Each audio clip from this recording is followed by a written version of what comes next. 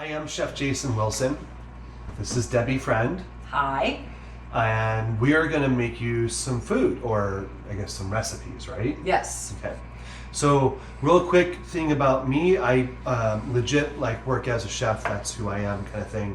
I've been a restaurateur in Seattle for, 15 to 20 years now. And I've been cooking since I was about 21. So that's what? That's like 15 years only? Exactly. Yeah, there you go. So anyways, if you have questions about what we're doing and you want to reach out for recipes or questions or pro tips, whatever that is, chefjasonwilson@gmail.com. Throw me an email and I'll shoot you something back. So ready? Ready. So let's do it. What are we doing today? We're gonna have we're gonna share 3 recipes in totality here, but today we're gonna show this one here, and we're gonna do 2. We're gonna start out though by talking about what we're gonna do. So first recipe is gonna be fried rice. Everyone does fried rice. Everyone's seen it. Everyone's been to a restaurant that does it. But we're gonna do it in kind of a different way. We're gonna use cauliflower rice. This is obviously cauliflower that's been put through a ricer. And instead of using the grain, we wanted to have something that was a little bit more healthy. And then so we put here, we've got some broccoli. This is our green bowl, some snap peas and broccoli chopped up. This is our bowl of alliums, so red onion and garlic. And down in the bottom, there's little spicy chilies. And then here is kind of our medium vegetables. They're scallions, red peppers, and zucchini, all kind of cut up in advance. And we'll go through some chopping as well. But the other piece that we're gonna do, the other recipe, is gonna be a portobello mushroom. Is it a burger or a sandwich? It's called a burger. Burger. So portobello mushroom burger, and we need to do some prep on that before doing the rice dish. So Debbie's gonna grab some coconut milk, and this big bowl here, we're gonna take the coconut milk and fill it up, I think, what do you think, halfway maybe? Okay. Or half of that container. And why are we doing coconut milk? So we could use milk or heavy cream from the cow, but coconut milk, we're gonna try and keep all of these recipes plant-based or vegan. Mm-hmm. And mainly because we were told that folks at COA like to eat clean, eat organic, really have delicious, healthy foods. This is just egg. Now, a little product plug here. And maybe this is a plug or not, I don't know. It's really delicious. It acts like an egg, and you'll see it in a little bit. Am I putting some of this in here? So give it a good squeeze squirt. Well, it's not very much. I can't really. I'm gonna let the So go chef like do this. That's about an egg. And the thing is, it's about $1 an egg. So my product plug is, this is a great product, but it can be a little pricey sometimes. Now, if you're going to use regular eggs, how many eggs would you put in here? Just 1. Okay. And the reasoning is that I want to have something that is going to kind of bind to or stick to the portobello. Right. So most college students will have some seasoning salts. We are going to use some Johnny's. Gotta love the Johnny's. And that you can use any kind of seasoning salt, but the Johnny's is what everyone should have in their pantry of some sort. So You say when. Be good with liberal. Be good. With it. Yeah. Be good with it. More is better. Like that? Yeah. Okay. Now let's stir it up, and we're just going to whisk this together. The salt is from the Johnny's, obviously. The seasoning is in there. Now, do you want to take, and let's remove the stems. All right. Now, we can keep the stems, right, for something else? Yeah, I think so. We did this once before, and with the stems became little chicken nuggets, it felt like. Or That's right. mushroom nuggets. Bread these up. Yeah. Uh-oh. Don't So- do that one because I broke it. Well, you can take the broken pieces like this, toss them in anyways, and I'll break this one too, so uniformity here. And they'll just soak in there. Now, get them in, press them in. We want to marinate the mushrooms and get the milk.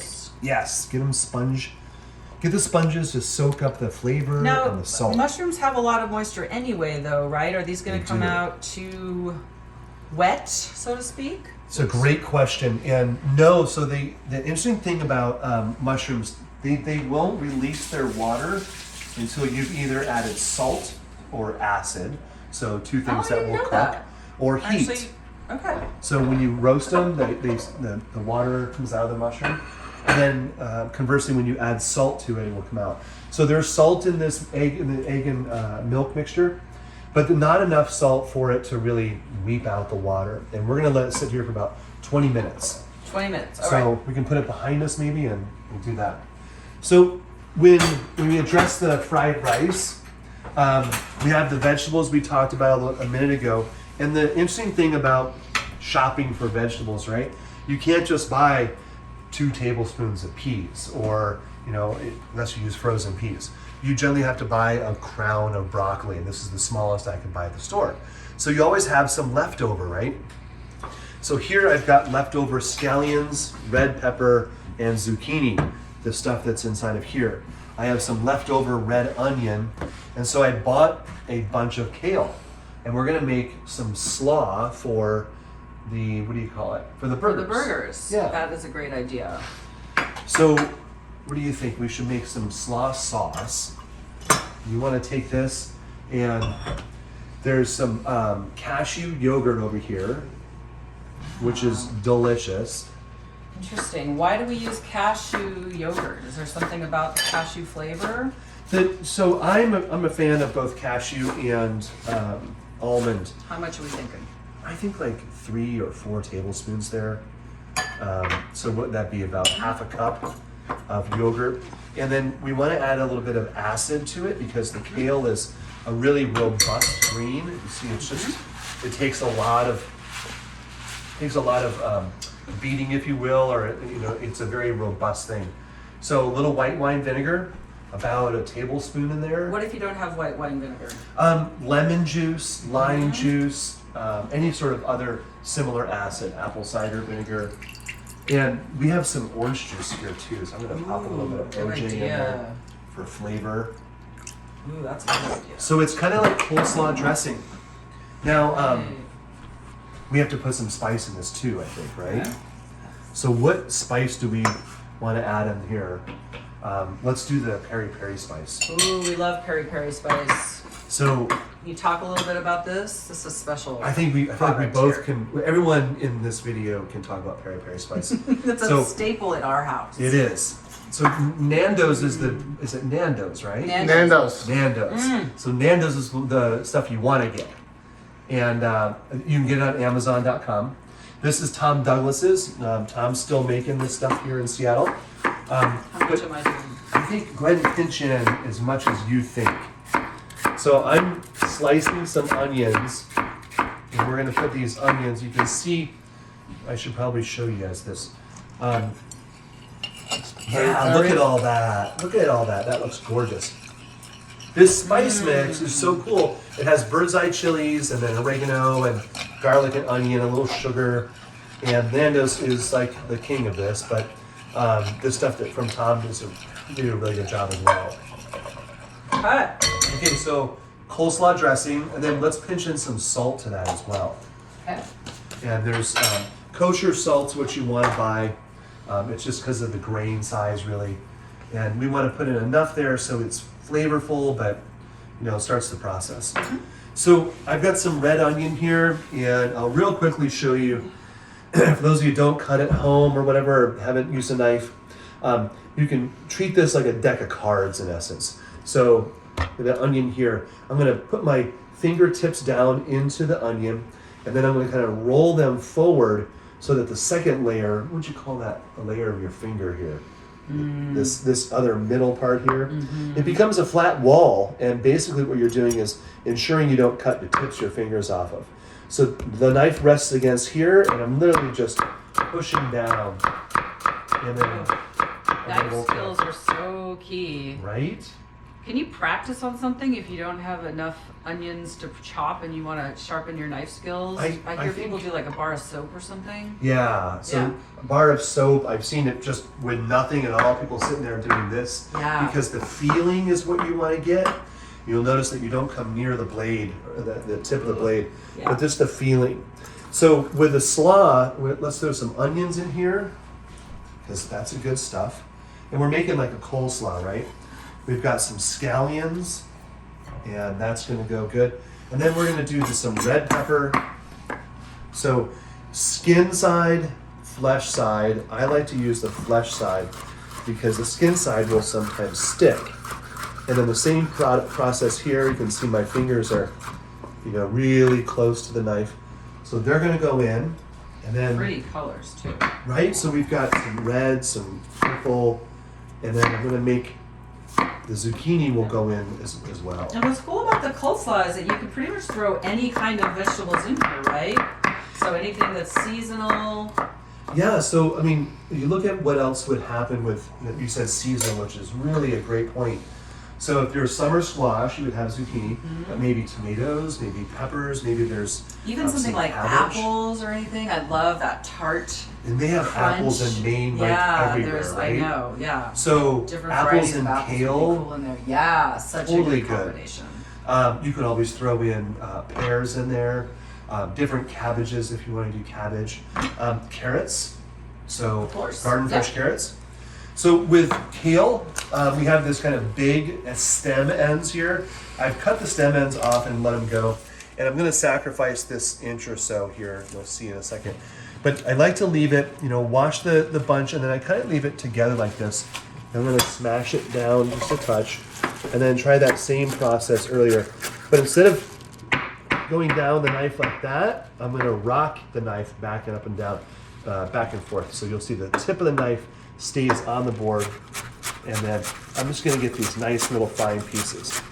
Now, I tend to go fast because that's just me, and I've done this for a while.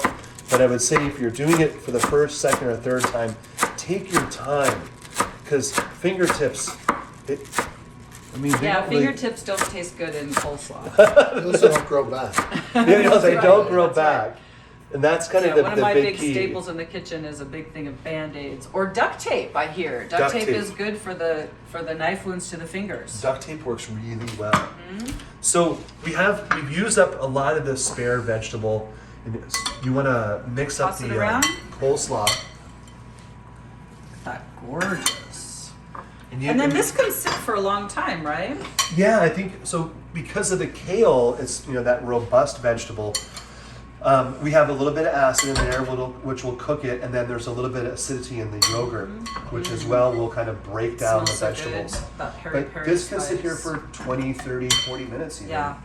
The other thing I love in this is dried apricots or dried cherries. Oh, that's such a good idea. So fun things. And I would encourage people to take this technique that we share, the acid, the creamy yogurt, Slaw. and make slaw with it whenever you want. Throw in some fun, cool Yeah, stuff. what wouldn't you put in here, right? And it's such a good, I would eat that as a salad, Right? right? And those that like meat, throw bacon in there. Throw nuts in there also. Oh, That's another almonds, thing I would hazelnuts, yeah, pine nuts. do. Also for people who are vegetarian but not vegan, I would be putting like crumbled goat cheese in here, Yeah. right? Delish. And it's delicious. And this Okay. can sit for a while. There it goes. So we should make some fried rice now. All right. The easy part here is that we've got the rice already done for us. Now, where can Vegetables do done. most grocery stores do this? Like, what if you can't find this in yes. the grocery store? So Fresh. most places will do this, the fresh rice cauliflower. However, you can buy it frozen, and there's 3 or 4 large manufacturers, like Green Giants now, that will sell organic and conventional rice cauliflower in the freezer. The only thing you have to watch out for there is don't make this dish right out of the freezer. Let it defrost. Oh, okay. So if it goes in and out of the freezer, it's going to get all clumpy because there's water. Too much moisture. Too much So when moisture. you thaw the cauliflower, then do you have to also kind of pat it dry before It's- you put it in? I found that it's best to let it defrost, and then you want to either Squeeze pat it. but squeeze Yeah. it a little Okay. bit. Good tip. But the interesting thing is that stuff, when it's squeezed out, it performs great. So works And if really we were well. going to do this with regular rice, do you have a rice that you recommend for this kind of thing? I like a long grain white rice, a jasmine rice, even though it's not traditionally the Chinese way of doing it. The long grain rice and more of that Thai style, it just is, the texture is better for Yeah, me. cool. And then we've done brown rice before. I've also stir fried grains like amaranth and millet and farro, and those are really fantastic because they give really good nutrition, really good Yes. protein, great nutrients for digestion. And then as well, they Delicious, too. last. Yeah. Yeah. Yeah. So let's start out by cranking the heat. All right. Whoops, Oh, not need- this one. Sorry, this one. There we go. And we get a good size or a big pan because we want to be able to have enough room to stir around and do everything there. Traditionally, fried rice has an egg in it, so we're going to use the just egg. And then we want to have a little bit of sesame oil and soy sauce. Now, I like how you're doing that. So you leave the leaves. Yeah, these leaves are actually delicious. And quite often people will throw the leaves away. Cauliflower and broccoli leaves. They're delicious. They're really fun garnish point. And this is, I like to do this to take the broccoli, and you and I have made slaws with this before and other little salads. So you still have a crown when you're left. So what happens here is that you can take some, eat it, and then put this back in the bag in the fridge. Oh, You're I not see. dealing with a bunch of florets hanging all over the place. Right, that's a good point. It doesn't take saves apart some the whole head. space, and it keeps it fresh. Keeps it fresh. Yeah. So we're just going to chop the broccoli up a touch more, and then this goes into our stock pot. These we can use for other things, but it is what it is for We're now. gonna get some oil going in here. So yeah, let's throw in. We're using grapeseed oil. This is an organic oil, but you can use canola or just a straight up vegetable oil, and give it a fair amount. There you go. Like that? Yeah, that should be Okay. great. Let's see, we've got our spoon here. Do you have a favorite oil? Olive oil. Yeah, I love, so extra virgin olive oil obviously for me goes in everything, and this is my favorite producer is out of Sardinia, San Giuliano.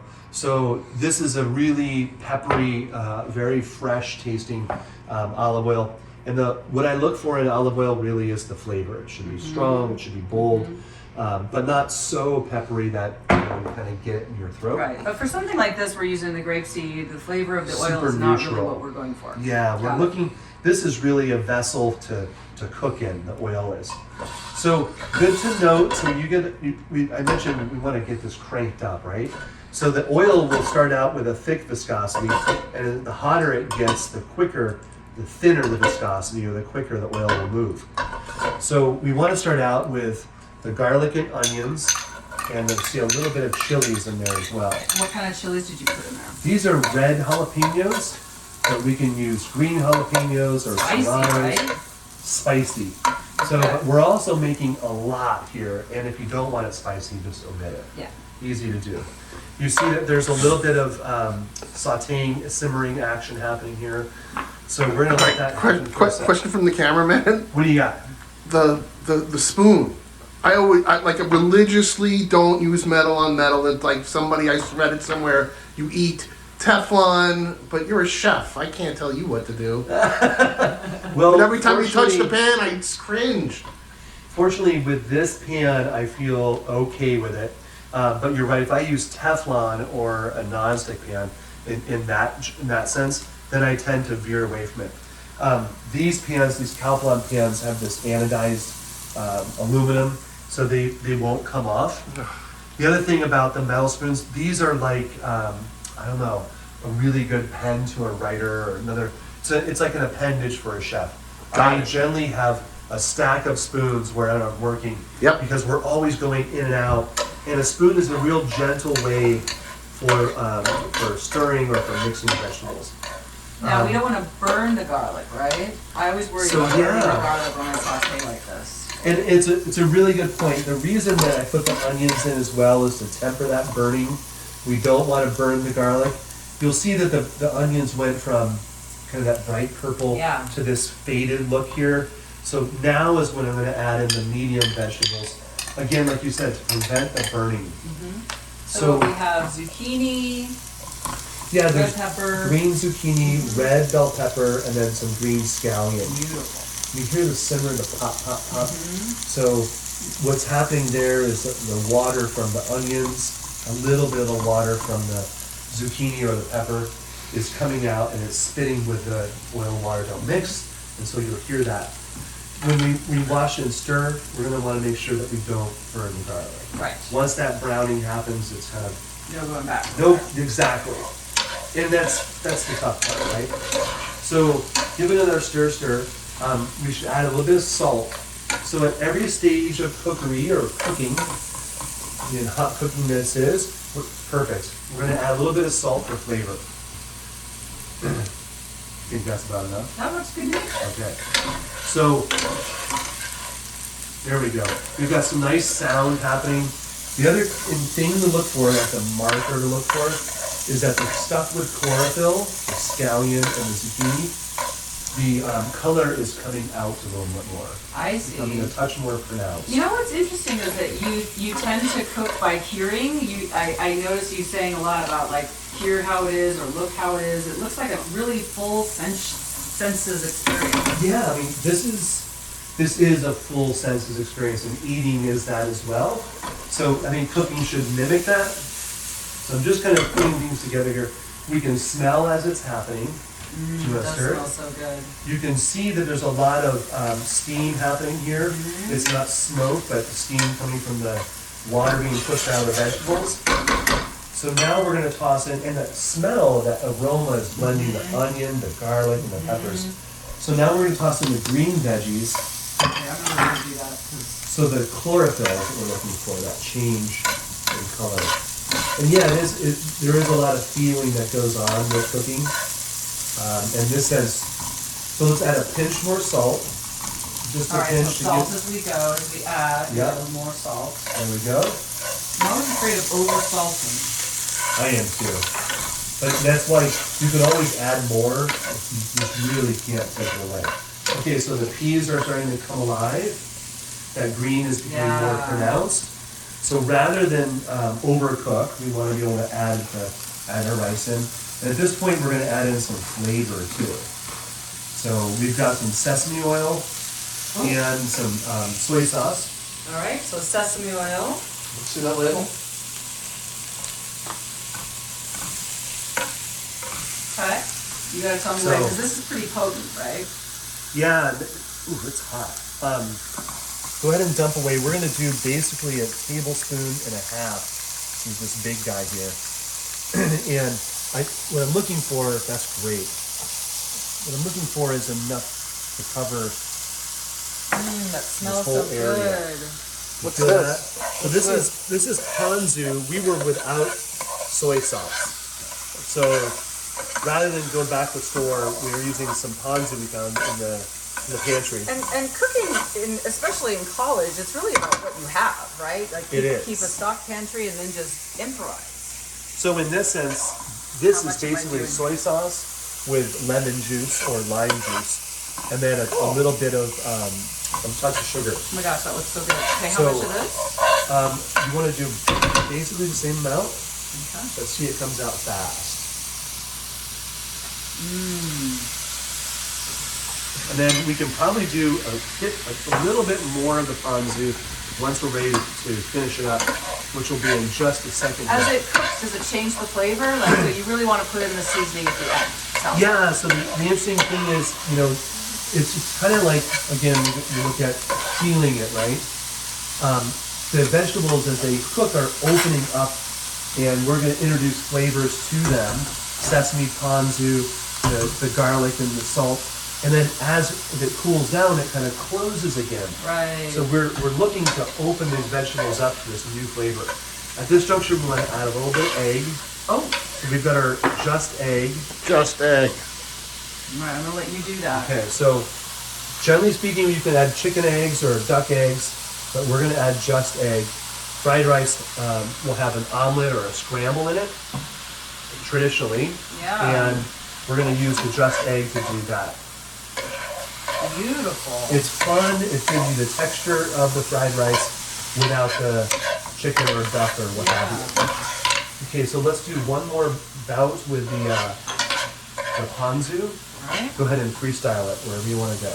Oh, There it is. Yeah. Okay. What do you think?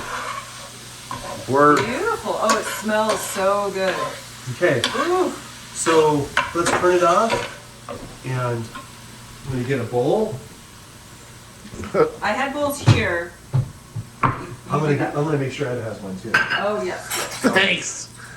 have 3 people. We have cameraman, we have chef, and we have Yes. host. Yes. So let's see what this looks like. The cool thing about this Aw. recipe, you can make as much as we're having here, Yeah. or make this in 2 or 3 batches. Chill it down, let it sit at room temperature and chill a little bit, and then eat it throughout the day, throughout the week. This will be good for a couple of days. Even with the easily. cauliflower, it won't break down or whatever. It can last for a few days. It'll last a couple of days. What I would do is, you can see I'm spreading it out thin here. Put it on a cookie sheet pan Oh, or whatever that interesting. is, and then just let it sit aside from heat so it cools down really quick, and it doesn't overcook with the intrinsic heat that's in there, Okay. the heat that's happening. All right, so there's yours, Gorgeous. cameraman. Wow. All right, Okay. so let's take a bite, see if it's any good, and we can always add bacon later. Oh my God. That's hot. That's amazing. Oh, I love that sesame in Isn't that there. neat? So it's a Yeah. really good base to Yeah. The play with. textures, right. And it's beautiful. It's Let's so see that. blooming with flavor.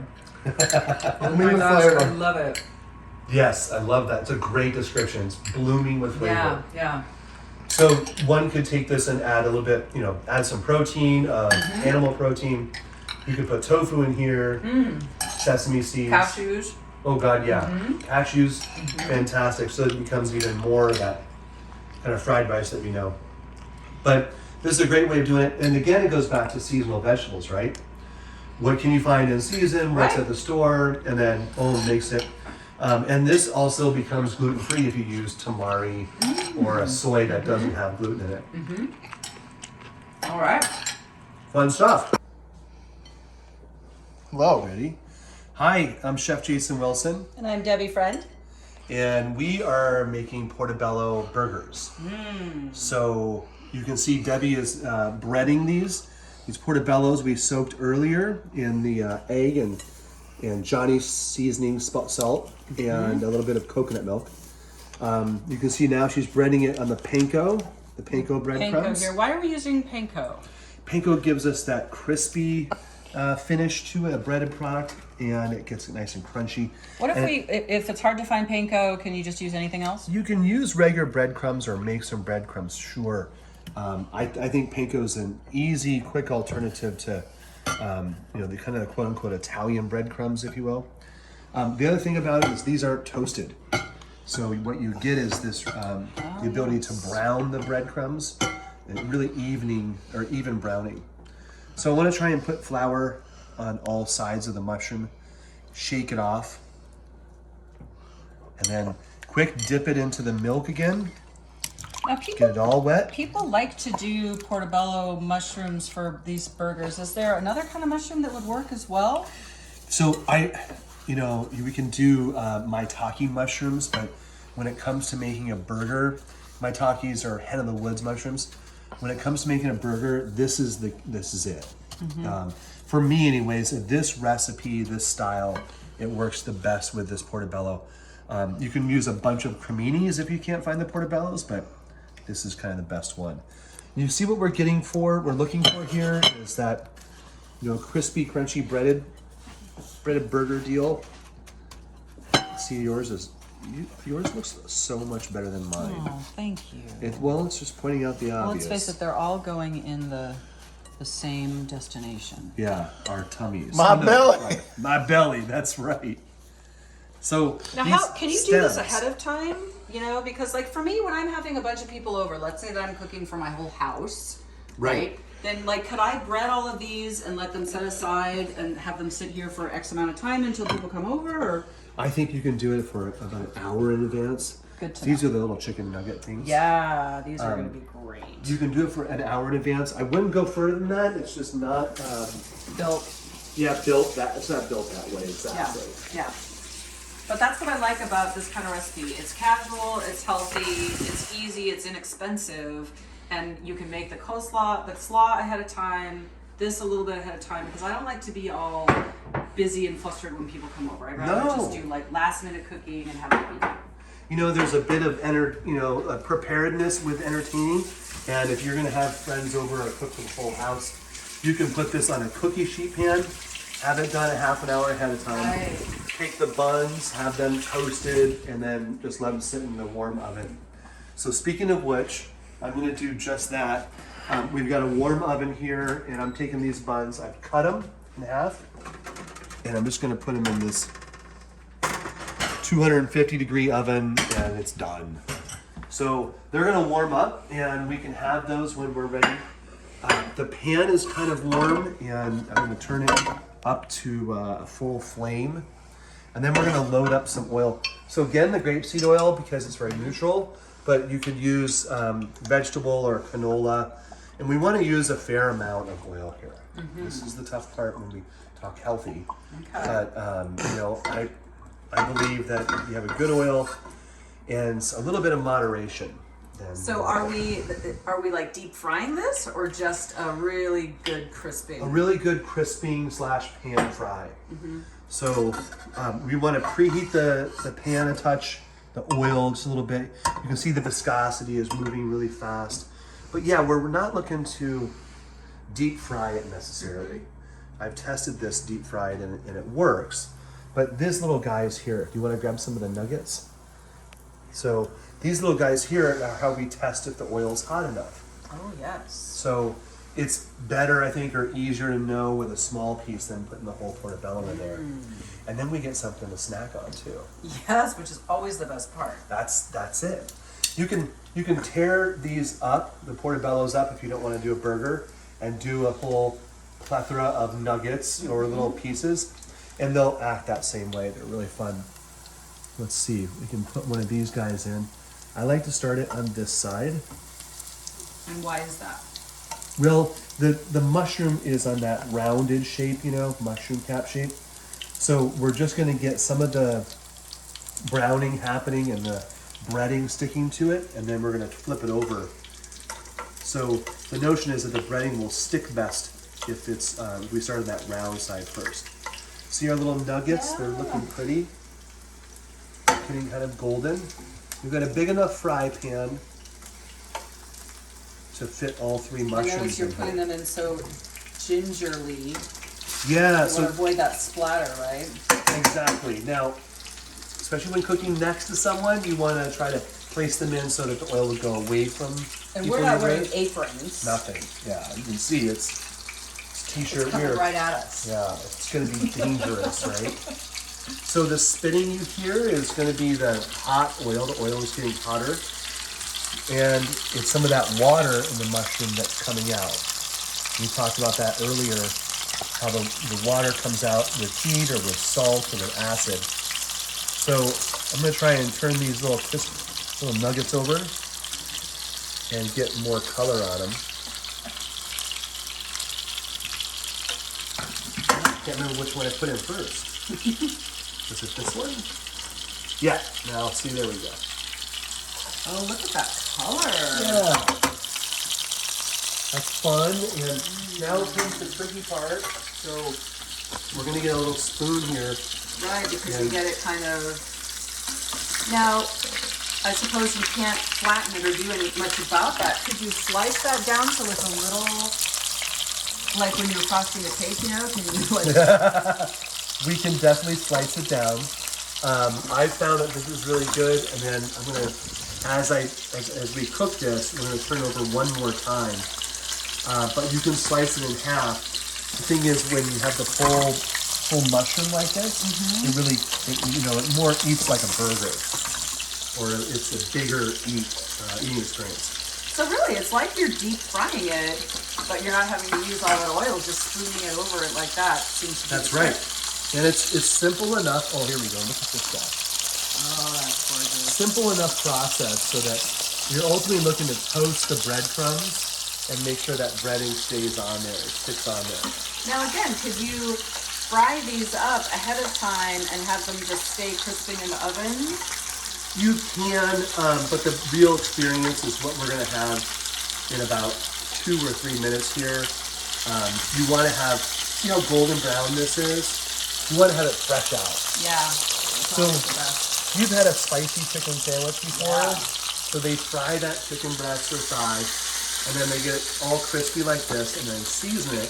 And we'll do that same thing with some of this African peri-peri spice. So, right? And if you can't find peri-peri spice, just find Ben Capuano. He deals in it, so I'm sure he'll have some somewhere. But if you But look really, at, if you can't find it, you can use any you're number. like, really don't look It's on for it. Amazon. Yeah. Yeah, you can find it on Amazon. That's but where again, Ben bought it. We used Johnny's before, like Yeah. you can use anything. The point is, go crazy. That's exactly right. You can use spicy, or you can use non-spicy or non-hot.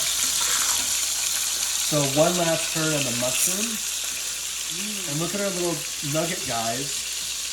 They're ready to go. So you can see how the mushrooms are spitting out now. Yeah. Now is when I want to take them off. That means really the mushroom is letting go of the water. So here's some spice. Boy. And let's give it some salt. And I'm gonna put these over here. All right, a little bit of spice. Salt. We always salt after we take them out, right?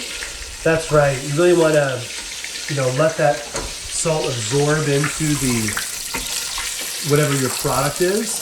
In this case, the mushrooms. There, we are just there. You can see beautiful color on the mushroom. Oh yeah. So I'm going to pull that one off. Gorgeous. Pull that one off. And then we'll turn the frying pan off. Put that in here. Over here? Okay. And then same deal, we're going to season away. Let your pan cool down on its own. And I'm going to get the burger buns. Beautiful. Oh yeah, nice and warm. It just helps to warm up a touch. I'm going to get the hot pan out of the way and make us some burgers. So we've got the buns here. You have the slaws right here. You've got the burgers. Here's another one and another one. So I'm just going to take the slaw and put it right on top, or right on the bottom bun, and then we'll have a little bit of this sauce that was done here with the yogurt and the vinegar and the spice. That'll be left in that bowl. Such beautiful So yeah, colors. scoop it up. And the textures, we had a taste of this earlier, and you can just see like the flavor is going to be luscious. The texture is crunchy, really interesting. But you want to scoop up some of that sauciness that's in there and make sure it's going with, because this is kind of an all-in-one scenario. See how there's some of that yogurt there? So you get the sauce for it, and you get the crunchy salad type garnish. There we go. All right, so then we get a burger, we get a mushroom, and it goes right on top. You've already seasoned it, so it's going to be seasoned correctly. It's going to be spicy with the peri-peri. We have a few little nuggets here for tasting. Yes. And this is where you would add the tomato, the pickles, the ketchup, Look at that. whatever. But we use pretzel rolls because pretzel rolls. Right? And those are delicious. Yes. All right. Now, key I don't- component here is Oh. would it be even appropriate for me to assume to feed you a burger of this size? I think we need to slice it in half at least yes. to see what it looks like. But believe me, I have no problem making space for that. Okay, so in half, you can hear the crunch. It's delicious. What do you think? Goodness. Look at You want that. to share that one with everybody? Look at this. Look at that. Oh my gosh. All right, that's a burger. Mm-hmm. You want to get in this You thing? go first. So here we go. Wow. Ooh. If this isn't heaven, Juicy. I don't know what is. It looks totally Look at that. beautiful, totally juicy.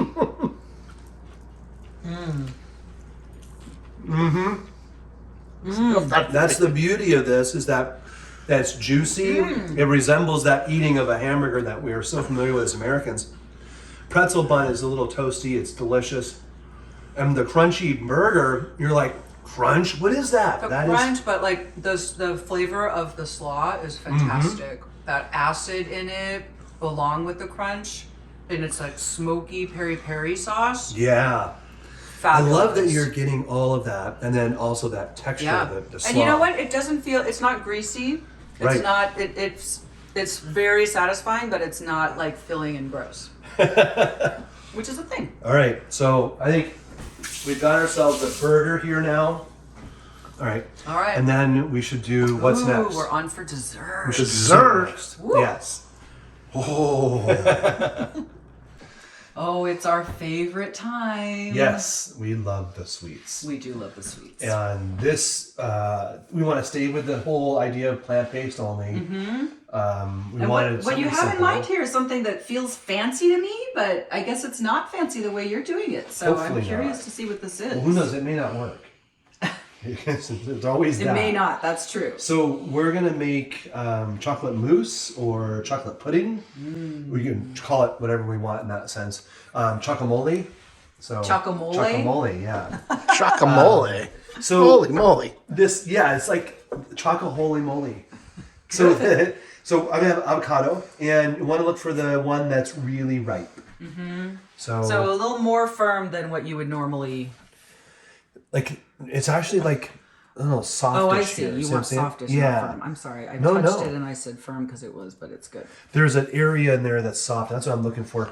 The whole idea is that you can buy avocados that you can sit out for a while and let them get let this soft, but not so soft that it's black inside, right? Okay.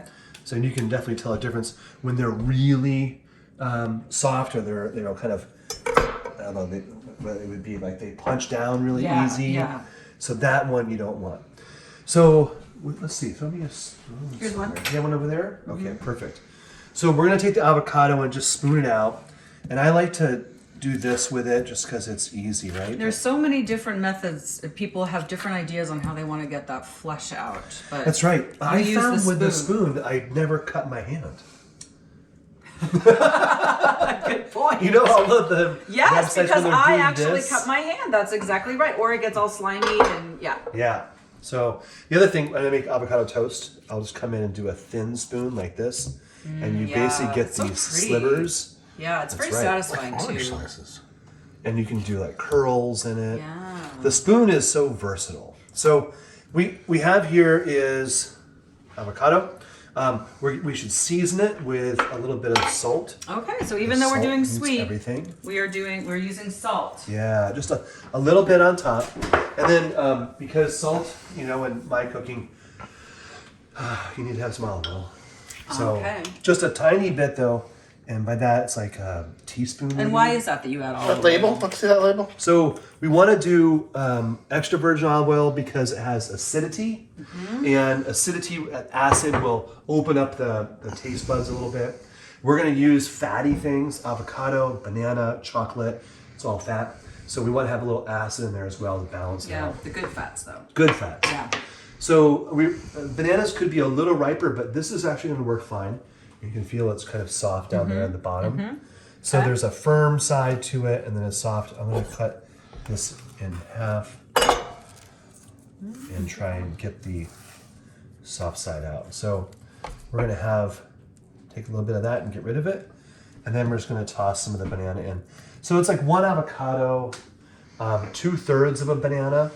Okay. Say you can go a little bit more. I like to have the 2/3 to half of a banana because that potassium flavor that the thing has, the bananas have.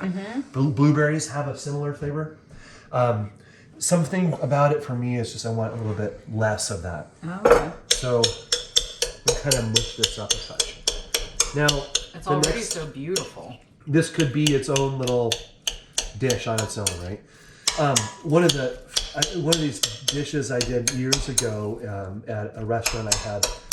We did a puree of avocado, banana, and vanilla, Oh, and delicious. served it with lobster. Oh, I bet so- that was so good. It was delicious. It really Wow. was. So for anyone in Maine who wanted something special with lobster, that's a great idea. Yeah, and you need a little bit of vanilla with it. We used a vanilla paste in this case We're gonna add vanilla as well. But what I'm trying to do here is just kind of chop it up. Now, we wanted to make this recipe simple so that anyone could do it. But if you have a food processor, instantaneous, right? Right, okay. So, a little bit of vanilla extract. Oops, nope. Other side. Oh, There you go. There we go. Thanks. Vanilla extract. And what do you think? Cap full? Yeah. Let's do that. I've seen them Vanilla. ruin so many recipes on the cooking shows. People don't know what they're doing. Pour a whole bunch in. Yeah, vanilla extract is super strong, right? So I Tiny like to bit. use vanilla paste. Tiny that's bit. my favorite as well. So, but you don't want a lot. And you can see that this gets thick pretty quick, right? So what we're looking to do is have the final product even a little thinner than this. And so how are we going to thin it out? So the final product's going to be with the chocolate in it as well. So I'm going to add a touch of OJ. And this is probably an avocado, 2/3 of a banana, a teaspoon of olive oil, like a half teaspoon or a capful of vanilla, and probably 2 tablespoons of orange juice. Okay. So we're gonna crank up the technique here a little bit, and then you want to bring the whisk in, and we can Yes. just Fancy. smash that guy. Okay. Now, So we're gonna I would do continue it this whipping way. it. Yeah. I think you have a better method. Oh, you're just trying to get me to do it. Well, though. yeah, because I literally think you have a better method. I've seen you do this before. So And it just you can works better smell. when you do it. This can is the cool smell it. part. You know, you can smell that. That vanilla. The avocado is Yeah. like neutral here, but you get this really cool flavor for the avocado, the banana, the vanilla. I like how you're chopping with the whisk. That's right. Now, chocolate mousse technically is a smooth, but it's also a sweet deal, right? So we gotta add. Where's the maple syrup? Oh, where is it? A Oh. big jug. I'll get it. I swear I had it out. We Okay, did have it out. maple syrup. I don't know if they have any in Maine, but this is a great product that we do in Seattle. So this is, who knows where it's from, but pure grade A maple syrup. And this, so we'll test this out and see. I say it's Canadian. Is it? Do a little finger in there. Okay. Maybe it needs a little more orange juice. You can get the salt. Really pleasant. But a fair amount of Already that sweetness, is right? so yummy. Yeah. I think it needs a fair amount of maple syrup. So what we'll do here, maple syrup has that viscosity, right? Syrup viscosity. But it's an inverted sugar, so it allows you to, ultimately it's going to give us a really good viscosity to the final mousse. It won't set up in the Right. the fats of the Keeps it avocado. Nice and silky. That's right. And the chocolate, we're gonna melt here in a second. Once that cools down, that chocolate has the ability to go back, or the tendency to go back to hardness and the crispiness that it is.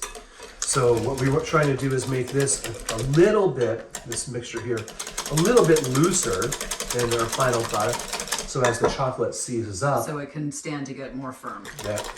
I like how you complete the sentence. It's Yes, really well, good. I that's- appreciate that. That's what I'm here for. And to taste and to. Exactly. So you want to unwrap that guy? So we're using a beautiful, beautiful dark bold chocolate. Silky, dark, and bold. This one is 72%. And Do you have any this, opinions about organic chocolate versus, or do you have a favorite chocolate I should ask? this is actually my favorite eating chocolate. Again, I don't know its name. I just know when I go to the market that that's the package I'm looking for. When I cook, I love Valrhona. It's a French chocolate, but the chocolate comes from both South America and Africa. Okay, So- so what are we doing here? We're gonna, just what you're doing, we're gonna chunk it up like this. Let's break them down into little pieces. When we look at like a Hershey bar, you can do that same thing here. And you can use the Hershey bar, although I'm it's going to not as use a really special kitchen tool. utensil here. Yeah. For So we're gonna only- give this to Chef Mike. Okay. Chef Mike. And we just put it with Chef Mike for about 25 seconds. Start. And so Mike is cooking away. And you can see there, look at this. It's not really breaking, but it's glossy. And that's what we want. Breaking meaning the oil would seep out or the syrup would seep out, but it's glossy, and I think that's what we're really looking for here. It's this really lovely mixture. And then we'll add in the chocolate and should have ourselves a nice little pudding. Let's see here. Oh, Mike's not as strong as I thought he was. So let's do him longer. Now, while we're waiting for Chef Mike, Chef Jason, I'm not sure that you told everybody exactly. You're a very humble chef, but you've been around a long time and you've won a couple things. I have. Well, I mentioned how long I've been around. So I've been cooking in Seattle for over 20 years now. And my first restaurant, Crush, I was a Food and Wine Best New Chef in 2006. And then in 2010, won the James Beard Award for Best Chef Northwest. Yeah, that's incredible. So yeah. It's like you said, humble. You know, I try to stay humble with my achievements because I look at it like, you know, I always continue to push myself and strive. But that was I'm very grateful for that blessing. And do you have a style or a technique that you say that you're this kind of chef or that kind of chef? I love that question because you know, it's often you can pinhole somebody into, you know, he does steaks or that person's a seafood chef or Italian. I tend to think that, ooh, are we getting close here? Sure looks like it. Yeah, this is great. Can we throw it in for 40 seconds more? So 2 minutes on Chef Mike. Okay. I think our microwave might be at medium strength rather than high. But we're getting there. Let's do this. Here. I just Clear it. use the magic start button. That's another minute. I know, but we can stop it and take it out sooner. So keep going, What'd you Chef. do? I'm sorry. You were saying what kind of chef you What were. kind of chef are you? Oh. So I tend to think that I'm a modern American chef. So as far as the cuisine goes, but I like to say I cook to a sense of place and time. I try to be and stay authentic. So seasonality, seasonal produce.